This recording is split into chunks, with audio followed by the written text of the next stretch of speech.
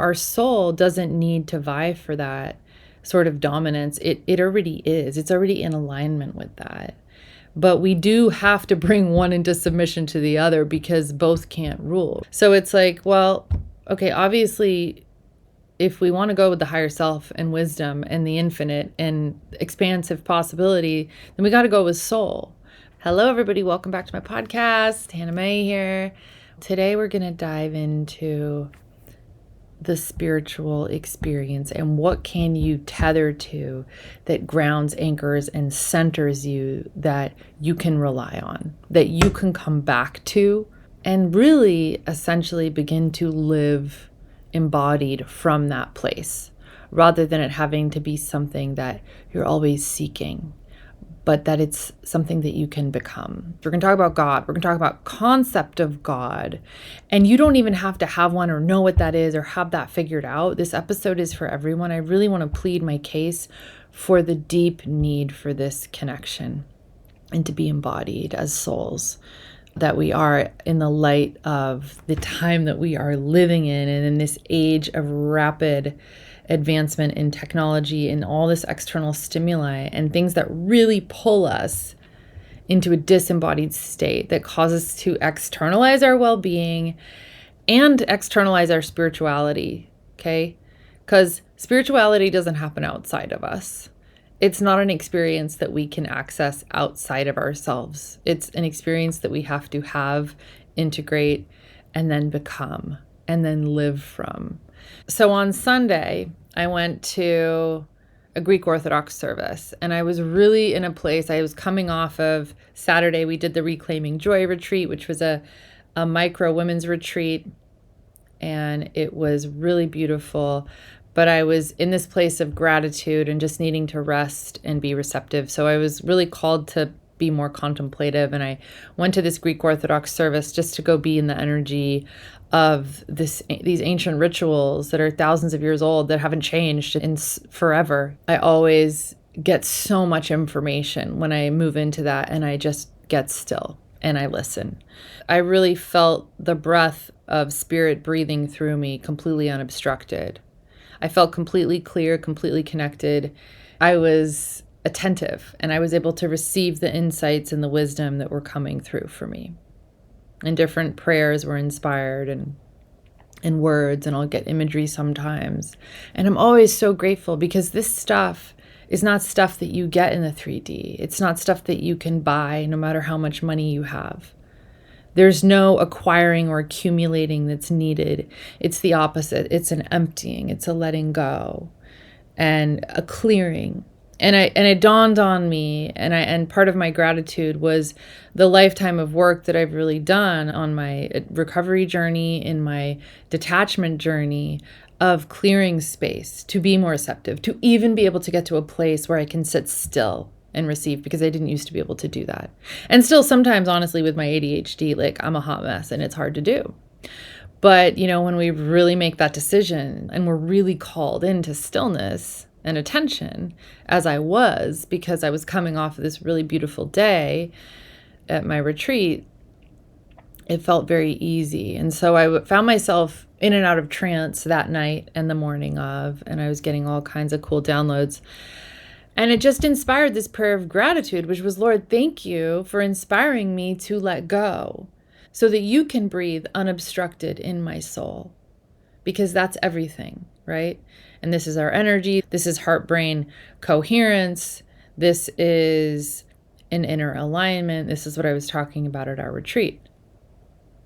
And it brought me back to this metaphor that very much aligns with our physiology and is mirrored in our spiritual makeup, which was, my friend Sherry did a breathwork session, and she was teaching about lung capacity and how we can really expand that very quickly through a practice and through some attention.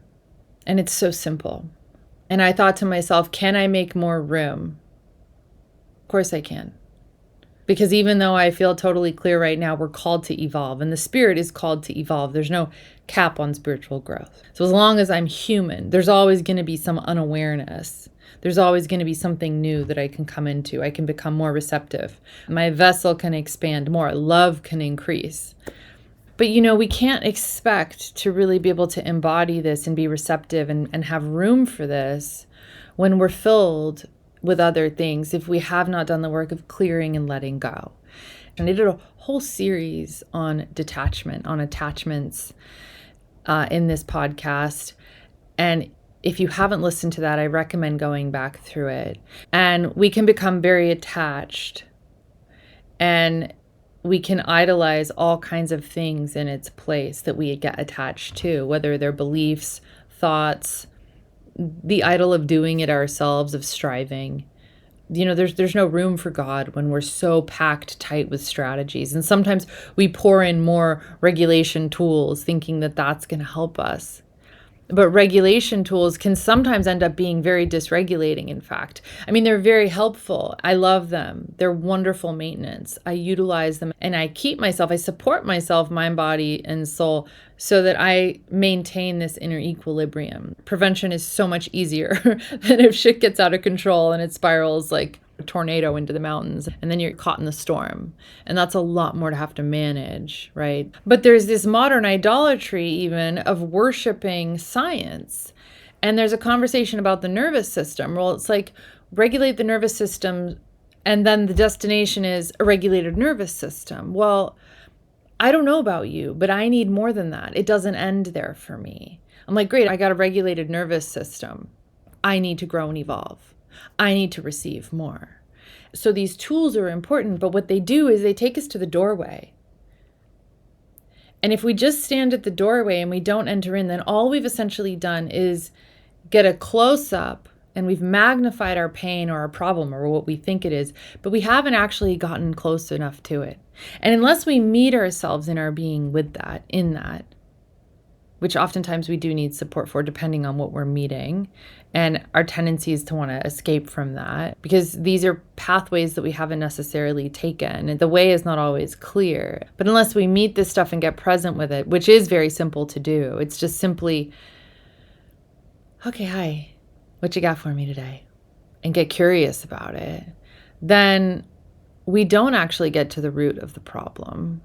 When sometimes with these emotionally driven behaviors, beliefs, or deeper things, or symptoms of trauma, for example, we do need to go subconscious, and we can very quickly bust these beliefs on contact when we get into them. But you can't bust the belief if you're so far off from it that you don't know what's under the hood of the trunk.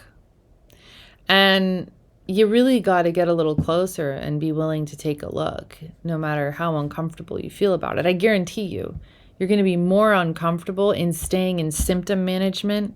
Like, that's exhausting. And that can lead to a lot of discouragement, defeat, depression as a result of repetitive attempted methods and failure. So these things are all good, but we've forgotten that we are also these spirits. So the neuroscience conversation is great. The nervous system conversation, it's all connected. We're multi-layered, but we're a soul. And we are these vessels that are porous. And we're porous by design. We're not a closed system, right? So we're not going to embody nothing. We're going to embody something, and it's going to be whatever we're giving our attention to. So if we're giving our attention to our thoughts, well, what are our thoughts? What are our beliefs? What are they based and centered in? What kind of stories do we have going on?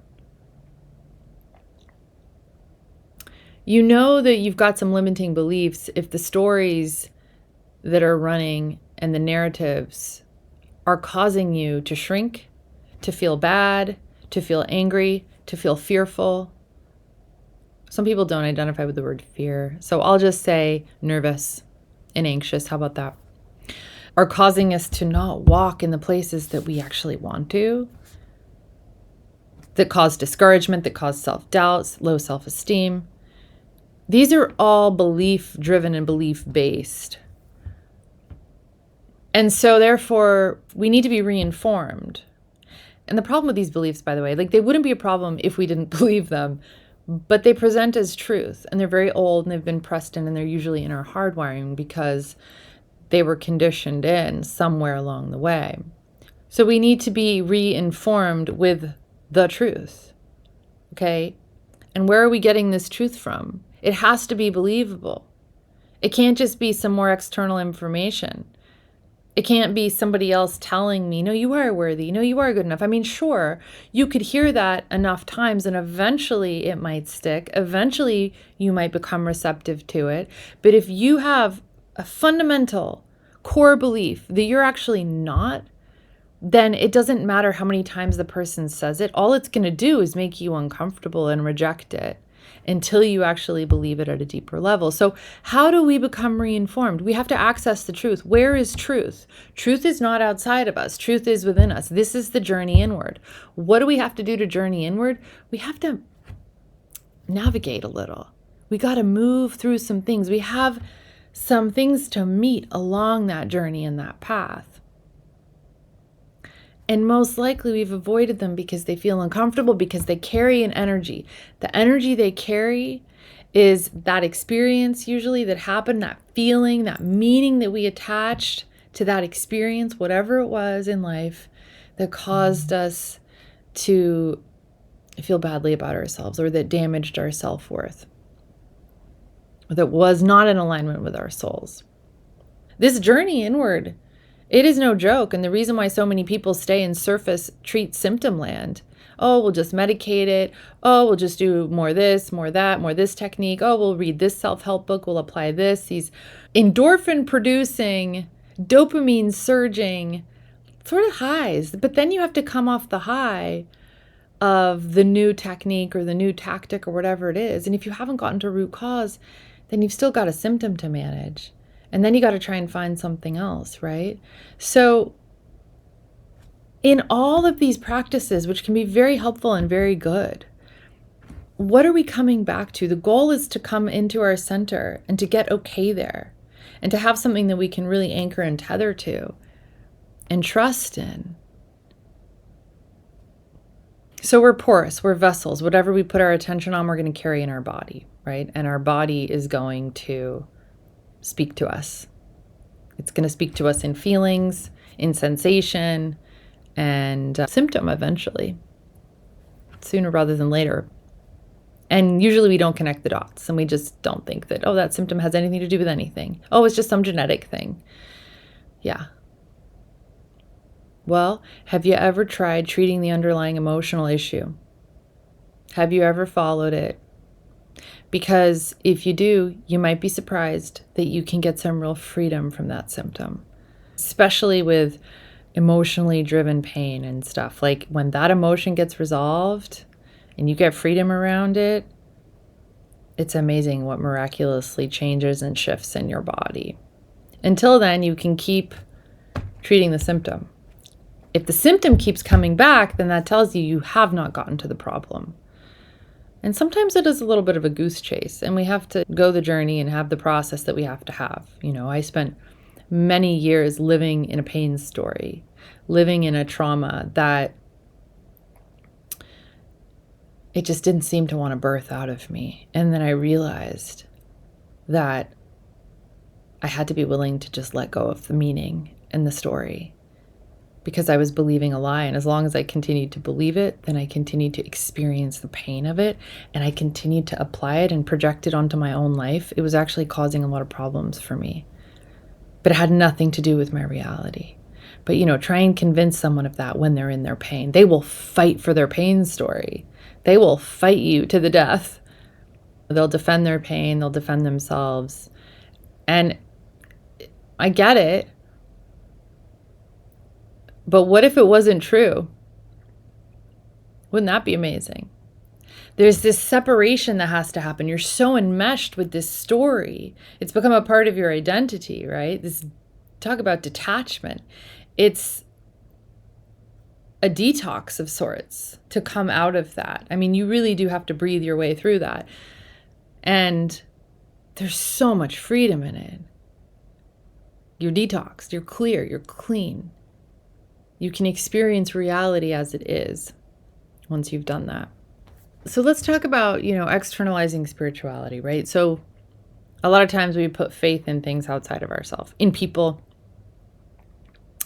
in methods. Obviously, we have practices that can bring us deeper in. Those are really helpful.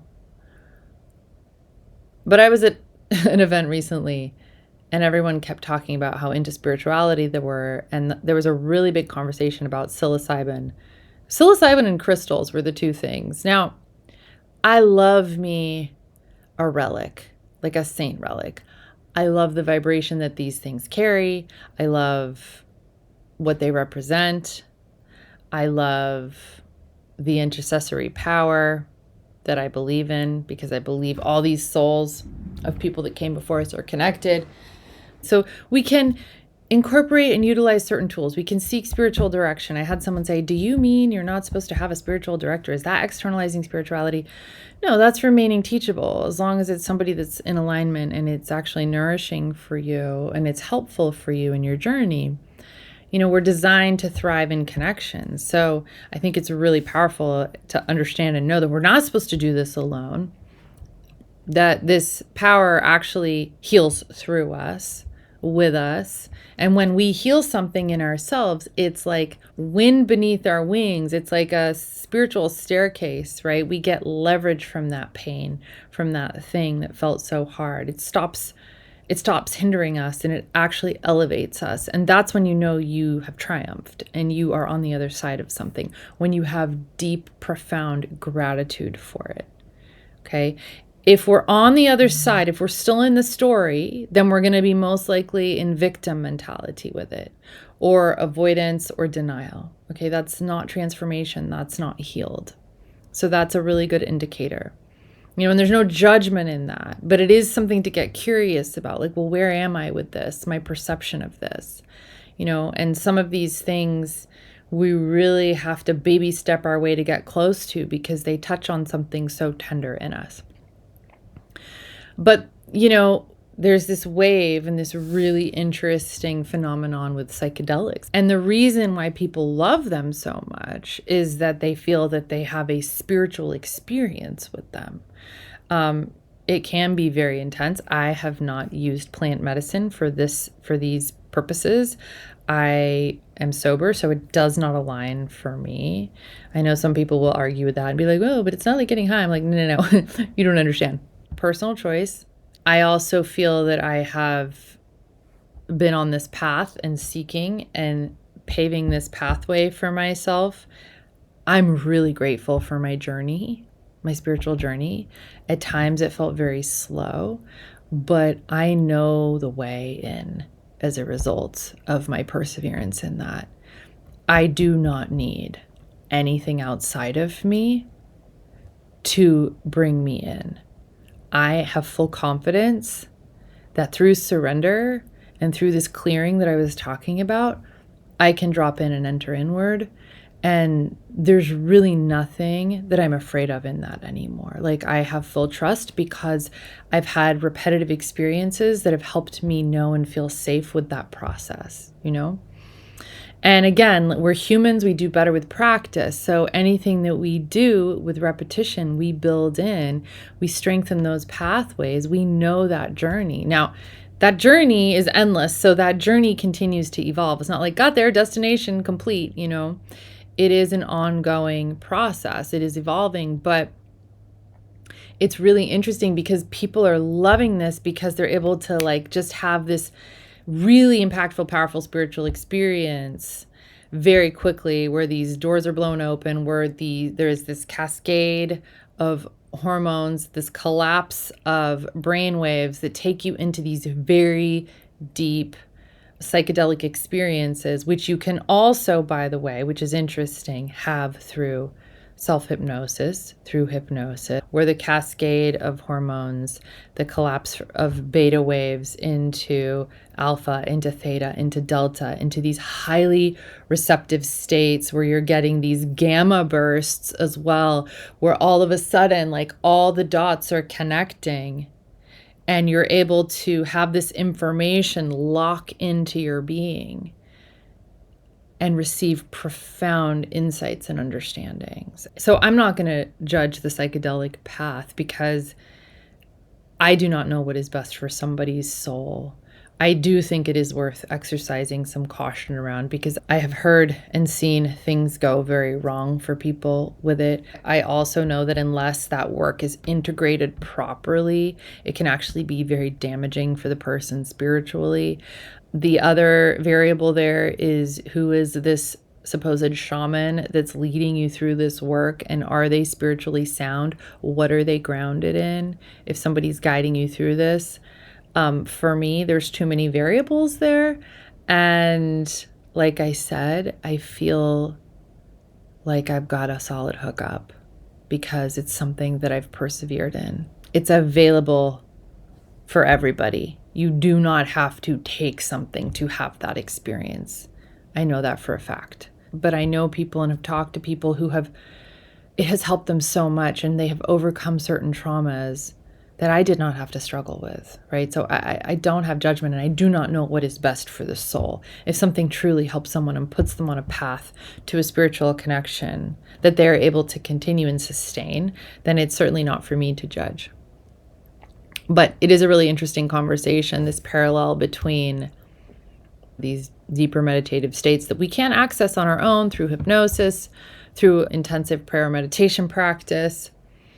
And of course, the childbirth conversation is fascinating because that can get pretty darn psychedelic when you are surrendered to that process.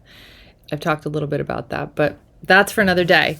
The bottom line is that we are finite until we reconnect with Source, and then we can access this infinite understanding. We have infinite potential.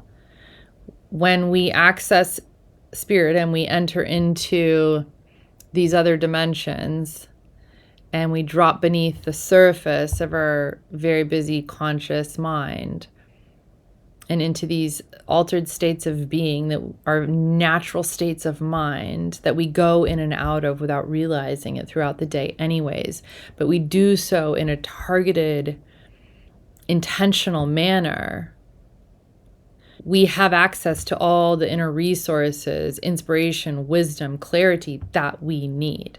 And in the light of escalated technology, advancements in artificial intelligence, and how quickly things are changing, and how quickly some people are losing themselves to these things, which is a whole nother conversation and very disturbing, I think it's really important that we get grounded in order to seek truth. We live in this age of information warfare, spiritual warfare, and we need to be able to get hooked up to clarity, truth, and deep knowing. Otherwise, there's a lot of people being washed away. So we have these two natures. We have our human nature and our spiritual nature.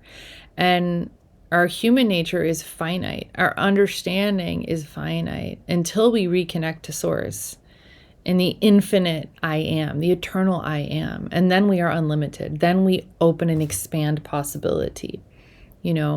Our finite understanding and thinking and viewing things through the 3D really collapses possibility, ends us in fear, in doubt. And so our ego is always vying to get the upper hand. And it's like, well, let me prop myself up with this. Let me do this. Let me pull this in. Let me get this approval. But our soul doesn't need to vie for that sort of dominance. It already is. It's already in alignment with that. But we do have to bring one into submission to the other because both can't rule. So it's like, well, okay, obviously, if we want to go with the higher self and wisdom and the infinite and expansive possibility, then we got to go with soul. But that requires some attention, and that requires a practice and a humbling of our egos. Because you can't self-resource forever. Our resources are finite as well as humans, and we need this illumination. So these tools are designed to bring us into the place where we can receive this illumination and this oxygen from God, essentially, and this life breath in us. So if your souls are suffocating from self-improvement and you're just living inside of this endless, what feels like maintenance, and really just trying to outrun a tidal wave, well, something can shift. And so the question is, if your storm is coming, and everybody has a storm that's coming because that's life, right? It's inevitable. what are you tethered to? What happens when that storm comes? What are you making space for in order to ground into that? Is your inner home too chaotic for you to want to spend time in it? Because that's where you get centered, in your center. What do you need to meet in order to dissolve? Because when you meet it and you show up for it presently and honestly, you can dissolve it. It's just a simple conversation. It can all be resolved with a simple conversation. And I'll end with this. The very challenges that can make us feel the most defeated, that we've struggled with the most, that can be the most overwhelming, that can cause us to lose hope, that leave us feeling lost. These are not punishments. These are incredible opportunities and gateways. These are the doorways into humility, to receptivity, to see where our own finite resources have failed us, to where we can become open and receptive to receiving this spiritual help. Spiritual receptivity. This is the kind of surrender where God moves because we stop resisting help. And God doesn't force his way in. He waits for our yes. He's the most respectful presence. He truly loves. He respects whatever our answer is. And he moves the moment there is an opening. The moment there's an opening, it's like, okay, there it is. Thank you. Now, it doesn't always look the way we think and want. So we also have to be open to trusting that process. But there's so much beauty on the other side of that and in that experience. When it's like his ways are not our ways. His words are not our words. And if we're willing to let go of these limited constructs of our mind and what we think it should be, right? The attachments to that, and have an open mind, an open heart. And what am I willing to trust today? Anyways, y'all, thank you so much for tuning in with me on my little sermon here. And I hope you guys have a great couple weeks. We're going to be doing another one of these amazing Reclaiming Joy retreats in February. So stay tuned for that. You can check the website link below, get on the wait list, pre-register. It was awesome. Can't wait to do another one. Thank you for listening. With you on the path.